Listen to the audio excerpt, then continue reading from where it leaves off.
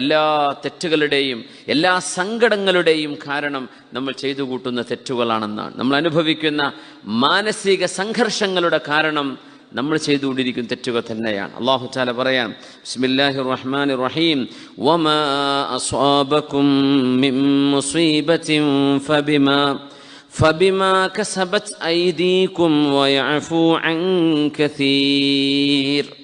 വമാ അസ്വാബകും മിൻ മുസീബ, നിങ്ങൾക്ക് ഏതൊരു മുസീബത്ത് വന്നാലും ചെറുതോ വലുതോ ആകട്ടെ, ഫബിമാ കസബത് ഐദീകും, അത് നിങ്ങളുടെ കരങ്ങളാൽ ചെയ്തു കൂട്ടിയത് ഫലം തന്നെയാണ്.